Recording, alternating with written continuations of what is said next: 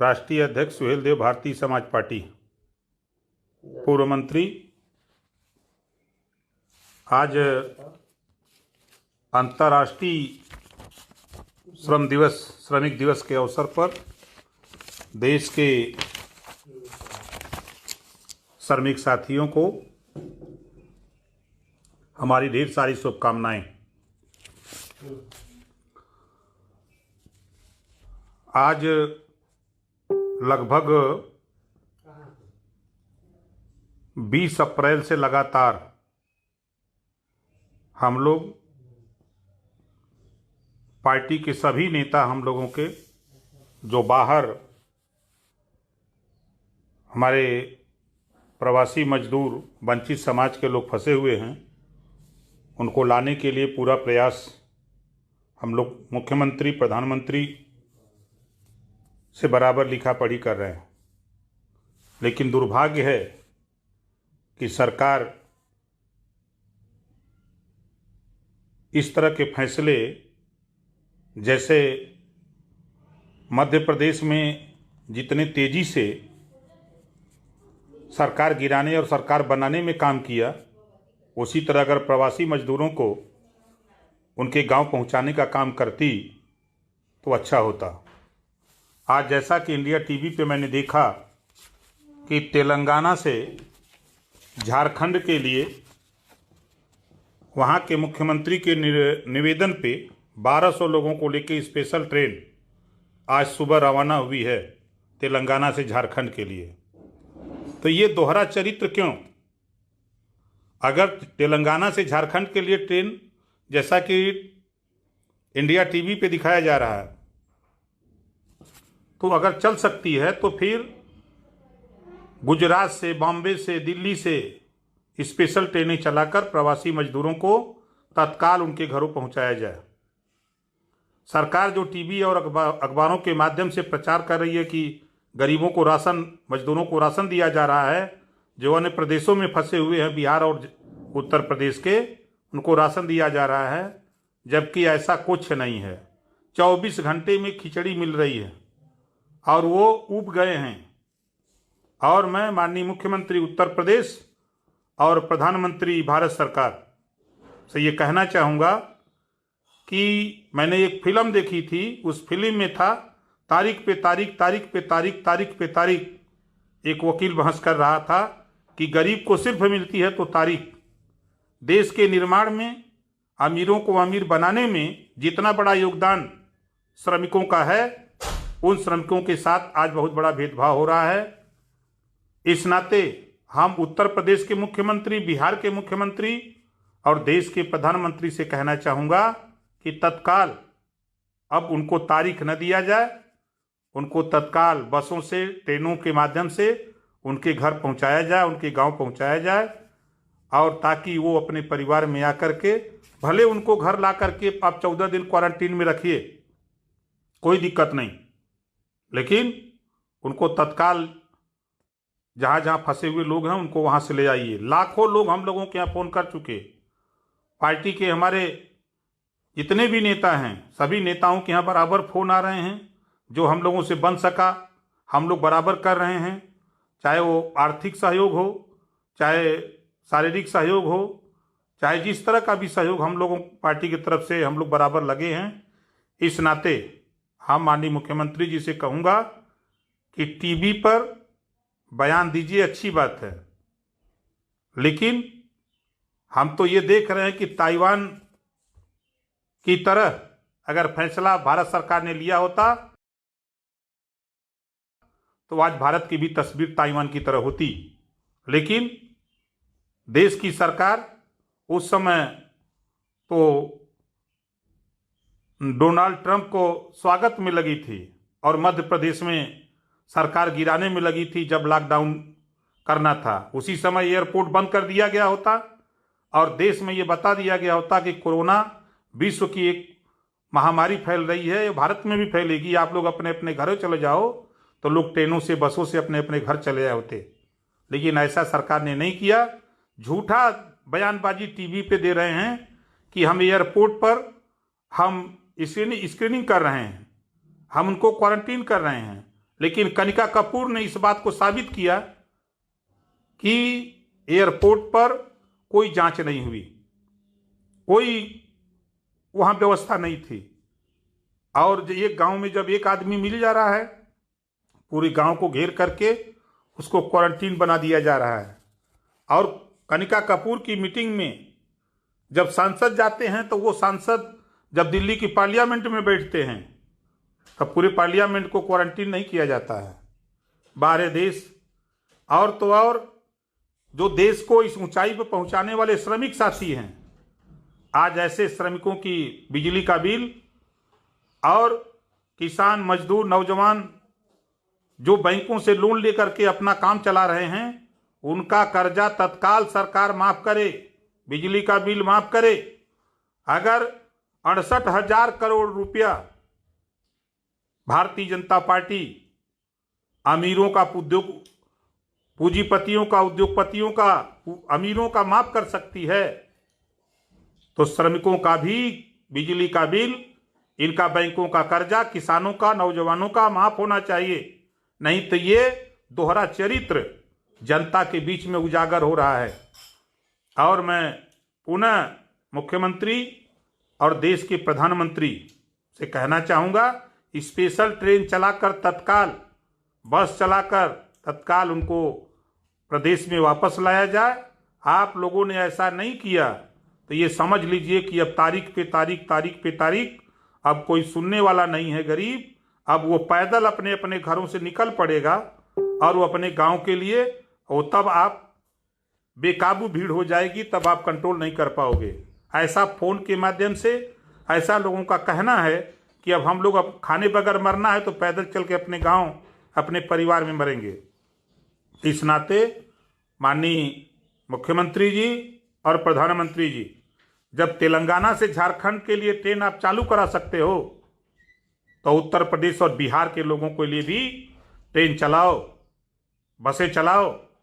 और बिहार के मुख्यमंत्री जी और भारतीय जनता पार्टी के उप मुख्यमंत्री अपना पल्ला मत झाड़ो, आप लोग काम करो। जब वोट लेना होता है तब तो गरीब मजदूर दिखाई देता है, तब जाकर के गिड़गिड़ाते हो। आज मजदूर गरीब के ऊपर जब विपत आई है तो आज कह रहे हो कि बस नहीं है, बस नहीं है तेरे पास, पैसा नहीं है। अमीरों का कर्जा माफ करने के लिए तेरे पास पैसा है, तेरे पास बैंक में रुपया कहां से आएगा? बनाए तो हो, उत्तर प्रदेश फंड केयर बनाए हो, कोरोना प्रधानमंत्री केयर फंड बना है जिसकी कोई जांच नहीं, वो रुपया कहां गया? उसी रुपए से तेल भरवाओ ट्रेन में, बस में, और गरीबों को उनके घर पहुंचाओ। और मैं सुहेल देव, भारतीय समाज पार्टी और भागीदारी संकल्प मोर्चा, माननीय बाबू सिंह कुशवाहा, माननीय बाबूलाल पाल, रामकरण कश्यप, रामधनी बीन, अनिल चौहान, प्रेमचंद प्रजापति, हम सब लोग मेहनत से लगे हुए हैं। जो हम लोगों ने मोर्चा बनाया है, भागीदारी संकल्प मोर्चा, पिछड़े दलित अल्पसंख्यकों, अल्पसंख्यक के लोगों, सोचो ये भारतीय जनता पार्टी सिर्फ हिंदू मुसलमान करने में लगी है। अरे मैं तो क्या कहूं, हम ये संदेश देना चाहता हूं उन विधायकों को जो हिंदू मुसलमान के नाम पर कलंक हैं। मैंने देखा एक विधायक देवरिया का बोलता है कि मुसलमानों से सब्जी न खरीदो, एक विधायक भारतीय जनता पार्टी का बोलता है सीतापुर का कि ब्राह्मण और ठाकुर राज है, एक बांदा का विधायक बोलता है कि अधिकारी और मुख्यमंत्री मिलकर सरकार चला रहे हैं। विधायकों का मतलब नहीं है। आज अगर वोटिंग करा दिया जाए तो 300 विधायक एक तरफ हो जाएंगे। तो कम से कम ये माहौल है। हम लोगों को मालूम है कि जो बाबा साहब डॉक्टर अम्बेडकर ने जो अधिकार दिया है संविधान में हम लोगों को, उसको भारतीय जनता पार्टी खत्म करना चाहती है। हम लोगों को वहां ले जाना चाहती है जहां 70 साल से लड़ करके, मेहनत करके हम लोग इस ऊंचाई पर आए हैं। हम उन पिछड़े दलित अल्पसंख्यक साथियों से कहना चाहूंगा जो किसी दल में काम करते हैं, ये बुरा वक्त है। ऐसे वक्त में भारतीय जनता पार्टी को सत्ता से हटाना, जब ये हमारी बात नहीं सुनते हैं, हम लोगों को इंसाफ नहीं देते हैं तो सबसे पहला कदम होगा भारतीय जनता पार्टी को सत्ता से बेदखल करना। इस नाते कह रहा हूं साथियों कि गुस्सा है दिल में। आज भागीदारी के सवाल पे उठा के देखो, कोई भी जिला उठा के देखो, थाने पे जाओ, गरीब मगर मार करके भगाया जा रहा है और पिछड़े दलित समाज के लोग चमचागिरी कर रहे हैं, अल्पसंख्यक समाज के लोग भारतीय जनता पार्टी का चमचागिरी कर रहे हैं। ऐसे चमचागिरी करने वाले लोगों अपने मुख्यमंत्री और प्रधानमंत्री से कहो कि ट्रेन और बस चला करके उन मजदूरों को, जो फंसे हुए लोग हैं, उनको तत्काल घर पहुंचावें। चमचागिरी ये करो, ये चमचागिरी मत करो कि समाज को सिर्फ समाज को गुमराह करके बगला करके वोट दिलाने का काम न करो। ये ओम प्रकाश राजभर है, तुम्हारी चमचागिरी, तुम्हारी दलालीगिरी। और एंकर साथियों, मैं फिर कह रहा हूं कि हमारे कुछ एंकर हैं जो भारतीय जनता पार्टी का तलवा चाट रहे हैं। तलवा चाटने वाले लोगों, कम से कम अपने में मानवता पैदा करो। अगर दम हो तो सच्चाई दिखाओ, नहीं दम है तो छोड़ दो नौकरी। देखो अरविंद गोस्वामी का गिड़गिड़ा रहा है फर्जी, उसका साथ देने वाले लोग, इन लोगों के खिलाफ तो 420 का मुकदमा होना चाहिए। अभी जब इनके खिलाफ जांच हुई है, मुकदमा पुलिस वालों ने लिखा है, तो चिल्ला रहे हैं सब लोग एकजुट हो जाओ। इससे पिछड़े दलित अल्पसंख्यक भी सीख लो कि तुमको भी एकजुट होकर के अपने अधिकार के लिए लड़ो। हिंदू मुसलमान नहीं, मुसलमान का चारा बना करके हिंदुओं को, हिंदू कौन है? ये पिछड़ा दलित अल्पसंख्यक के नाम, मुसलमान के नाम पर पिछड़े दलित को हिंदू बना करके ये राजनीति करना चाहते हैं। आप देखो दिल्ली का मामला, दिल्ली में कपिल मिश्रा गिरफ्तार नहीं होता है, क्यों? इस नाते की मिश्रा है, कपिल मिश्रा हैं। अगर वहीं दूसरा कोई मुसलमान होता, कोई खान होता, कोई पठान होता तो तुरंत गिरफ्तार हो जाता। दंगा कराने वाला मीटिंग में, खुली मीटिंग में कह रहा है, गोली मारने की धमकी दे रहा है, उसके खिलाफ कार्रवाई नहीं। और भारतीय जनता पार्टी, ये भारतीय जनता पार्टी व्यापारियों की पार्टी हो गई है इस समय। गुजरात के लोग पूरे देश को बेचने में लगे हैं।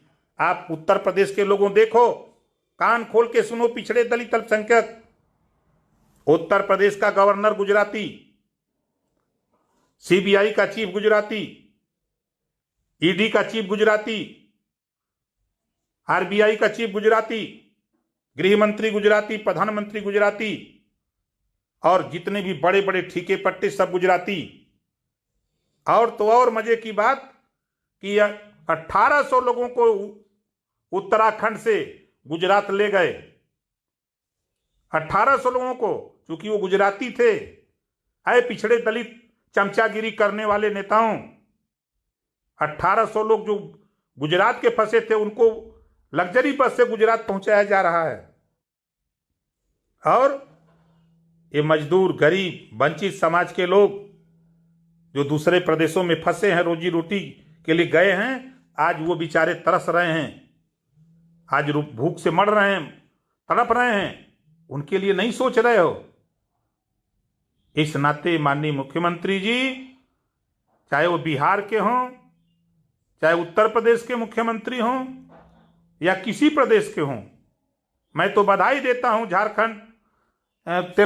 झारखंड के मुख्यमंत्री को कि तेलंगाना से स्पेशल ट्रेन चलवा करके अपने लोगों को मंगाने का काम शुरू कर दिया है। ऐसी व्यवस्था उत्तर प्रदेश के मुख्यमंत्री जी और देश के प्रधानमंत्री जी बैठ करके वहां से मन की बात मत करो, गरीबों की मन की बात भी सुनो। इसी बात के साथ घबराओ नहीं, पिछड़े दलित अल्पसंख्यक समाज के लोगों, ओम प्रकाश राजभर तेरे साथ है। इस समय लॉकडाउन लगा है, हम उसका पालन करते हैं, आप लोग भी उसका पालन करिए। जो सरकार का निर्देश है उसका पालन हम लोग करें, लेकिन सरकार को भी इस कदम को उठाना पड़ेगा कि ट्रेन और बस चला करके उन गरीब, मजदूर, कमजोर लोगों को उनके घरों तक पहुंचाने की व्यवस्था तत्काल करें। नहीं तो 3 तारीख के धैर्य टूट जाएगा, वो तारीख पे तारीख खत्म हो जाएगा। तब आप यही कहोगे कि ये लोग मान नहीं रहे हैं। और मैं पिछड़े दलित अल्पसंख्यक से पूछना चाहता हूं, जो ये दलाल किस्म के लोग हैं, जो भारतीय जनता पार्टी का गीत गाने वाले लोग हैं, मैं इनसे पूछना चाहता हूं, बताओ सड़क पर कौन लाठी खाया पुलिस का?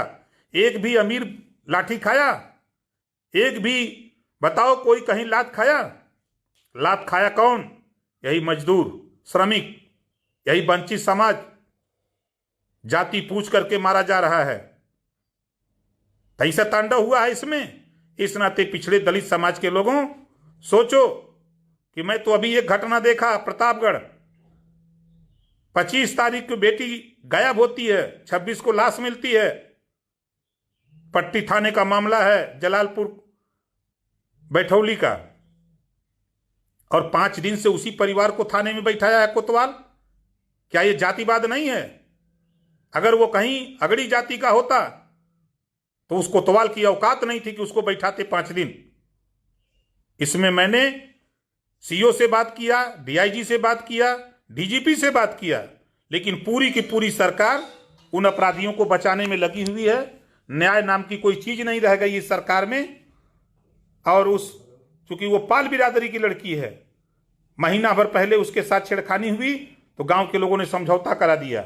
आज उस लड़की की हत्या कर दी गई और 25 तारीख की रात को हत्या होती है, 26 को सुबह लाश मिलती है और एफआईआर 28 को होता है। बाहरे सरकार, बाहरे देश, बाहरे प्रदेश, सबका साथ सबका विकास। वोट तो सबका चाहिए। ऐ पाल समाज के लोगों, जरा सोचो उस पाल के परिवार को जिसकी लड़की मरी है। 5 लोगों को थाने आज 5 दिन से बैठाया है। और ओम प्रकाश राजभर, परसों से ही मैं सीओ से लेके डीआईजी से लेके डीजी तक मैं लगा हूं, लेकिन आश्वासन पे आश्वासन, आश्वासन पे आश्वासन खाली दे रहे हैं। तो साथियों, दर्द बहुत है, तमन्ना बहुत है, सोच बहुत है। और जो ये टीवी अखबार में फर्जी प्रचार खाली किया जा रहा है, तो आप घबराओ नहीं। हम पूरी ताकत के साथ सरकार से लड़ने के लिए एकदम लगे हैं और हमारी पूरी कोशिश हो रही है कि आप सुरक्षित अपने घरों में वापस आओ। इसके लिए हम लगे हुए हैं। और हिम्मत मत हारना साथियों, चाहे कहीं भी हो, चाहे केरल में हो, आंध्रा में हो, चाहे तमिलनाडु में हो, चाहे मध्य प्रदेश में हो, चाहे राजस्थान हो, चाहे दिल्ली हो, चाहे बॉम्बे में हो, किसी भी प्रदेश में हो, हिम्मत मत हारना। हम तेरे साथ खड़े हैं। कभी भी हिम्मत मत हारना।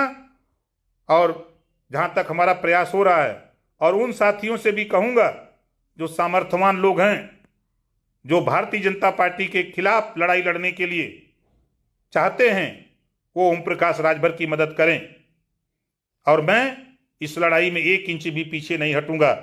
और मैं वादा करता हूं कि 2022 में भारतीय जनता पार्टी को उत्तर प्रदेश से नेस्तनाबूद करके छोड़ूंगा। इन्होंने जो जिस तरह का भेदभाव हम लोगों के साथ, पिछड़ों, दलित, अल्पसंख्यक के साथ कर रहे हैं, इसको कतई हम बर्दाश्त नहीं कर सकते। दुनिया बर्दाश्त करे, लोग अपने स्वार्थ के लिए चमचागिरी, जी हजूरी करे, लेकिन ओम प्रकाश राजभर कभी भी जी हजूरी, चमचागिरी नहीं करेगा। हम गर्दन कटा सकते हैं लेकिन गर्दन झुका नहीं सकते।